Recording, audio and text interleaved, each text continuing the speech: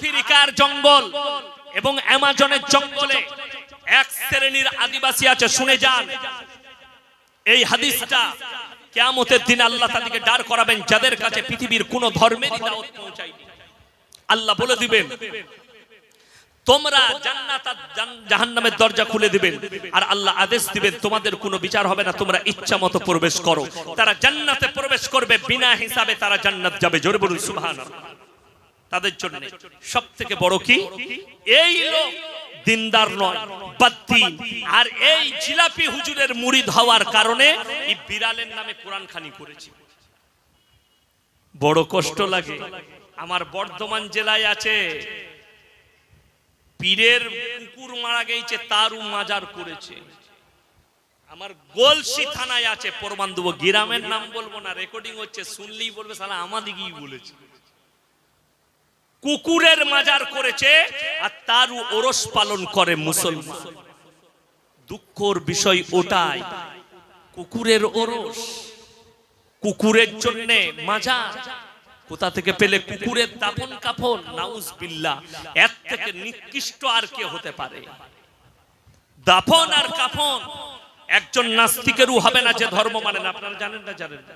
নাস্তিকের হবে না। কেউ যদি মুসলমান ঘরে বাস করে আর যদি নাস্তিক হয়, ধর্ম না মানে, তার যদি দাফন কাফন করেন, যে মৌলবি জেনে শুনে জানাজা পড়াবে সেই মৌলবি গুনাহে কবিরা করলো, পাপ করলো। যে মুসল্লিরা, এমনকি তার বাপ যদি নামাজি হয় আর যদি তার ছেলে প্রকাশ্য যদি নাস্তিক হয়, তার জানাজা যদি করে, তার দাফন কাফন করলে সেই বাপ আল্লাহর কাছে পাপী হয়ে দাঁড়াবে। যদি বলেন কি করব, দামোদরের কিনারায় ফেলে দাও, কুকুরে খাক, বিড়ালে খাক, মর্গে ফেলে দিয়ে আসো, কিন্তু তার দাফন কাফন করা যাবে না। দাফন কাফন হয় একমাত্র মুমিনদের। জোরে বলুন সুবহানাল্লাহ। মুমিনদের হবে, বাকি কারো হবে না। আজকে কষ্ট লাগে। কেউ যদি বলে 40 দিনে মিলাদ করতে হবে, এর থেকে বড় বেদাত আর কিছু নাই। কেউ যদি বলে 4 দিনে মিলাদ করতে হবে, এর থেকে বড় বেদাত কিছু নেই। যদি বলে আমার বাপের জন্য মহব্বতে আমি 40,000 খরচ করব, তুমি 1 লাখ খরচ করো, কিন্তু খরচটা কোথায় করবে শুনে লাও।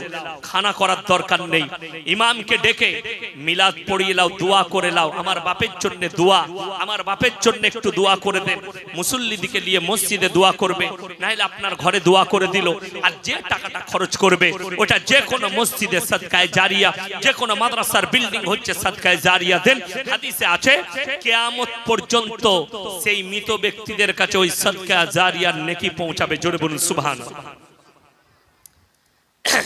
শুনেলেন? আমার বলার বলে যাচ্ছি, আপনার মানার মানবেন।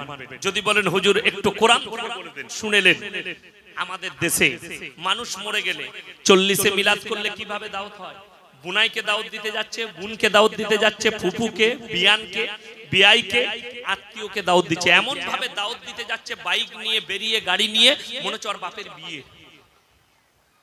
কোরআন শুনে, আর আইতাল্লাযী ইউকাদ্দিবু বিদ্দীন, ওগো নবী আপনি কি দেখেননি যারা দিনকে মিথ্যা মনে করে? ফাযালিকাল্লাযী ইয়াদুল ইয়াতীম, ওই ব্যক্তি সেই ব্যক্তি যে এতিমকে ধাক্কা দেয়।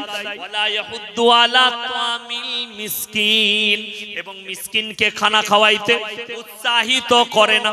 ফাওয়াইলুল লিল মুসাল্লিন, ওই রকম নামাজীদের নামাজগুলো তাদের মুখেতে ছুঁড়ে মারা হবে। তাদের নামাজগুলো, যারা মালদার, যাদের যাকাত ফরজ আছে, যারা নামাজি আছে, যাদেরকে আল্লাহ মালে নিসাব করেছে, তারা এই ধরনের মরার খানা খাবেন না। এমন কি মানুষ যদি মারা যায়, আমাদের বর্ধমান জেলায় এমন কিছু জায়গা আছে যেখানে যে লোক মারা গেছে তার গোয়ালের গরু জবাই করে, তার বাড়ির চাল ডাল নিয়ে এসে রান্না করে খায়। এর থেকে বড় হারাম কাজ আর কিছু নাই। এটা লিখে নিয়ে যান। খাবারটা হালাল, প্রসেসিংটা হারাম প্রসেসিং। শুনেলেন মুসলমান ভাই? হাদিসে আছে নবীজি সাল্লাল্লাহু আলাইহি সাল্লাম বললেন যে কোন বাড়িতে যদি মাইয়াত হয়, তার বাড়িতে 3 দিন চুলা জ্বলতে দিও না। এটা প্রতিবেশীর হক। পাড়া থেকে খানা করবে মেহমানের জন্য, পাড়ার লোকরা ব্যবস্থা করবে, তার বাড়ি থেকে 1 টাকাও খরচ হবে না। এটাই হচ্ছে সহিহ হাদিস। আপনি মানবেন না মানবেন আপনার ইচ্ছা। আমাদিকে আল্লাহ তাআলা দায়ী করেছেন, বলে দিলাম। আমার মুসলমান ভাই, আপনারা আমার জন্য দোয়া রাখবেন। আমি আপনাদের জন্য দোয়া রাখবো। আমি খুবই দুঃখিত, এই জলসা আমার জলসা নয়। আমি অনেক ফাঁক ফোকড় বার করে আমার পাক্কা পৌনে 11টায় টাইম আছে স্টেজে ওঠার। এখান থেকে 140 কিলোমিটার রাস্তা পাক্কা কেস মেদিনীপুর। তো আমি ওখানে গিয়ে স্টেজ ধরবো, তাই হায়াত বাকি তো মুলাকাত বাকি। আমি জানতাম না, তা না হলে কালকে ডেট দিতাম। কালকে বৃষ্টির কারণে আমার 24 পরগনার একটা ডেট ক্যান্সেল হয়েছে, ওখানে পানি জমে গেছে। তো আমার ভুল হয়ে গেছে, যদি আগে এক সপ্তাহ আগেই ক্যান্সেল হয়েছে, যদি বলে দিতাম আনোয়ার ভাইকে, তো কালকে আমি ফুল টাইম দিতে পারতাম 11টা পর্যন্ত। আমি কিন্তু আপনারা অনেকজনা ইউটিউবে দেখেছে আমার বয়স কত হবে, কত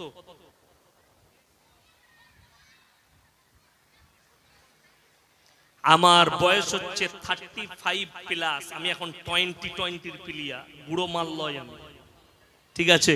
আমি ধরলে শেষ হয় না, কি বুঝলেন? মাইক ম্যান, মাইক মারাত্মক মাইক। এই মাইক পেলে আমি সারা রাত বয়ান করে দিতে পারবো। আল্লাহ তোমার হায়াত দারাজ করুক, তোমার কারোবারে আল্লাহ বরকত দেখ, আমাদের সকলের রুজি রোজগারে আল্লাহ বরকত দেখ। হায়াত বাকি তো মুলাকাত বাকি। আমার অন্তরের অন্তরস্থল থেকে এই পাড়ার যে ছেলেরা, যুবক ভাইয়েরা, ক্লাবের ছেলেরা যারা জলসা দিয়েছে, তাদের জানে মালে ইজ্জতে আল্লাহ বরকত দাও, তাদের কারোবারে বরকত দাও। ইনশাআল্লাহ আল্লাহ যদি হায়াতে রাখে আবার আগামী বছর দেখা হবে। আসসালামু আলাইকুম।